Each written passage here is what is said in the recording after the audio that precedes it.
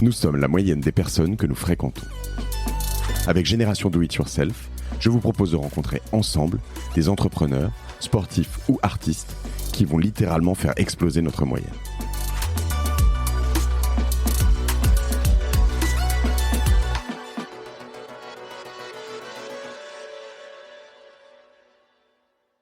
Est-ce qu'il y a des choses spécifiques que tu as appris là qui t'ont servi toute ta vie après ? Ce que j'ai appris, c'est le côté terrain. En fait, ma première mission, ça a été d'optimiser une boîte qui bossait pour La Redoute dans les Housses de Couette et dont la logistique était complètement sclérosée. Ils n'arrivaient plus à sortir. Rien du tout de l'entrepôt. Et j'y suis allé, c'était le 5 janvier 95, je me souviens, parce que le soir, je suis rentré à Paris. Je suis allé boire un verre et j'ai rencontré Rémi à l'époque. Donc je me souviens très bien de ce jour. Et j'ai compté ce jour-là 100 000 housses de couette. C'est long, c'est beaucoup 100 000 housses de couette. Le Roi Lion en 140, 200, machin, le machin, etc. Et en fait, j'ai vu que cet entrepôt était saturé de stocks morts qui bouffaient de la place. Et du coup, il n'y avait pas assez de place pour faire les rotations des stocks vivants. Et c'est ce jour-là que j'ai compris la logistique. En fait, un entrepôt, c'est tellement simple. Un entrepôt. La logistique est un métier vraiment rassurant. Si tu as des doutes existentiels sur la vie, tu deviens directeur logistique. Parce qu'en fait, ça rentre, ça sort. C'est hyper simple. Mais il faut que ça marche. Et pour que ça marche, il faut de la place. Et pour qu'il y ait de la place, il faut que les stocks morts soient contrôlés et éliminer les fins de série. Et ce jour-là, j'ai tout compris. Mais c'était passionnant. Et donc, du coup, après, j'ai travaillé sur... On comprenait pas pourquoi les produits Nivea de la nouvelle gamme se vendaient moins. Et donc, en cherchant, en faisant des interviews clients, etc., on s'est aperçu que c'est parce que le surpackaging ne rentrait pas directement dans les rayons de Monoprix. Ça dépassait. Et donc, du coup, les directeurs de rayons, ils les commandaient pas parce que ça dépassait. Et donc, du coup, au lieu de passer en packaging par 6, on est passé en packaging par 4 et les ventes ont été multipliées par 30. Ce type de choses. Ensuite, j'ai travaillé sur... Tu dois aller en magasin, chez Monoprix, tu peux poser les questions et tu vas J'ai fait une étude passionnante pour Etam sur le ressenti social des vendeuses en magasin. J'ai interviewé 400 personnes, j'ai fait le tour de France. C'était passionnant. Et t'en sors quoi d'une étude comme ça? Tu comprends que par moment, une entreprise peut avoir énormément de succès et en fait met en place des process qui deviennent déconnectés de la réalité des gens sur le terrain. Et donc, du coup, tu crées une forme de désadhésion et tu crées de la frustration qui ensuite se voit sur les ventes. Et c'est des choses très bêtes. Et ça se corrige comment ? Alors, on a mis au point à l'époque une méthode on appelait ça la hot house ou la greenhouse comme une serre. Autrement dit, tu fais un test sur une boutique. On l'avait fait à Marseille, la Valentine, le centre commercial. Et en fait, tu pars du principe que tu vas t'affranchir de toutes les contraintes externes. Autrement dit, il n'y a plus de problème en externe. Et tu travailles que sur l'organisation interne. Et tu vois comment ça fonctionne. Et ensuite, tu règles tes problèmes en externe. Et en fait, tu t'aperçois que en faisant ça, tu définis du coup des plages de présence de personnel qui sont optimales pour ton magasin.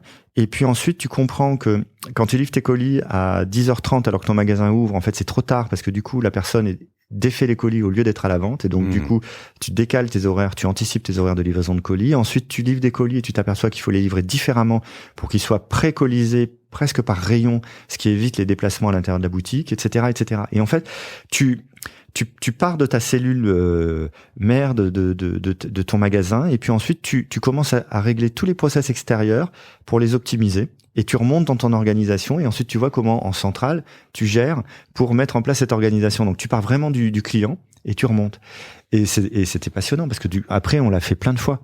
Donc ça veut dire que tu te sauves un peu toi-même avant d'essayer de sauver ta relation avec le client. Enfin, quand je dis tu parles de l'interne, c'est un peu tous ces trucs où finalement, quand je dis une connerie, mais quand tu arrives dans une boutique et que les gens peuvent pas s'occuper de toi parce qu'ils sont trop occupés à soit décharger une palette, soit faire le ménage ou au téléphone, avec un client et que tu dis non mais attends, le client il est au téléphone, moi je suis là physiquement, donc alors quel est le rang de priorité, c'est pas facile. Hein, mais... Ou alors par exemple te dire on vend pas de pantalons roses, ça marche pas. Et en fait quand tu regardes les stocks, ils sont toujours en rupture. Donc en fait c'est normal que t'en vendes pas si t'es en rupture. Et donc du coup tu fais un test. Ce que tu fais c'est t'en mets 50. En fait tu prends un magasin et tu bourres les stocks. Autrement dit, il n'y a jamais aucune rupture sur aucun des produits. Et c'est là que tu vois tes best-sellers. Parce qu'ils ne sont jamais en rupture. Donc tu vois la profondeur, parce que très souvent, dans les petites boutiques, tu en as 2 à la taille maximum. Donc une fois que tu as vendu tes 2 à la taille, ils vont revenir en J+1 ou J+2. Et donc là, le jour qui suit, tu peux pas les vendre. Donc ça baisse tes ventes. Mais si tu en as toujours, bah, tu vas voir quel est ton potentiel réel de vente. Et là, tu vas pouvoir faire une courbe de best-seller. Est-ce que ça veut dire que toujours dans ta vie par la suite, tu as toujours eu une boutique avec toutes les références stuffed à mort pour être certain que tu saches? En revanche, ça veut dire que et j'en parlais ce matin avec Ellie au bureau d'Expérience Capital, et je lui disais mais c'est incroyable parce que j'ai l'impression qu'en fait le bon sens se perd. Et en fait, je pense que dans ma vie professionnelle, j'essaye de faire preuve de bon sens. Et le bon sens, par moment, c'est réfléchir et se dire oui, je vois des chiffres, mais est-ce que ces chiffres sont justes ou est-ce que mon interprétation de ces chiffres, elle est pas tronquée par un manque d'infos en fait. Et donc je vais systématiquement regarder et me dire mais peut-être qu'en fait je comprends mal parce qu'il y a une hypothèse qui est fausse. Et dans ces cas-là, je creuse et je me dis mais non, en fait le problème c'est pas ça, on se trompe, le problème c'est autre chose. Et donc du coup, je pense que ça m'a appris à faire la part des choses et à essayer d'être juste, je reviens toujours à ce mot, sur l'assessment, donc sur l'évaluation des choses ou des gens, en me disant en fait le problème est plus raffiné qu'on ne le pense, c'est plus fin que ça. Il faut descendre au niveau d'analyse en dessous pour bien comprendre le truc. Et donc, ces années Bossard m'ont amené une forme d'humilité qui reste toujours là, qui est de me dire, ok, je regarde le truc, mais moi, en fait, tout ce que vous me dites, vous avez raison, mais en fait, mon client, il peut pas comprendre. Et le message, il est pas clair. Et donc, du coup, on va déjà commencer par clarifier le message. Et puis ensuite, on va voir comment on s'organise derrière. Mais j'ai cette humilité de me dire, la seule chose qui fonctionne, c'est ce qui marche avec mes clients. La seule personne dans le business qui a raison, en fait, c'est le client. Et si ça ne se vend pas, c'est pas qu'on est un créateur incompris, c'est qu'on fait mal les choses. Et le client, il est pas con. Donc s'il achète, c'est qu'il y croit. Et donc c'est à nous de faire ça. Et ça, quand t'as ça qui est complètement chevillé au corps, du coup tu vois les choses complètement différemment. Et moi je le vois tout de suite. Donc on me propose un document, on me propose un truc, je regarde et je dis mais en fait ça veut rien dire. Le client ne comprend pas. Moi, je ne comprends pas ce que vous me proposez. Puis il y a des fautes. Et puis ça va pas, etc., etc. Et le bon sens, et ça, c'est un vrai sujet de l'éducation française. L'éducation française n'apprend pas le bon sens. Quand on sort d'HEC, on n'a pas un diplôme de bon sens. On a un diplôme de rationalité et de réflexion. Et c'est très important.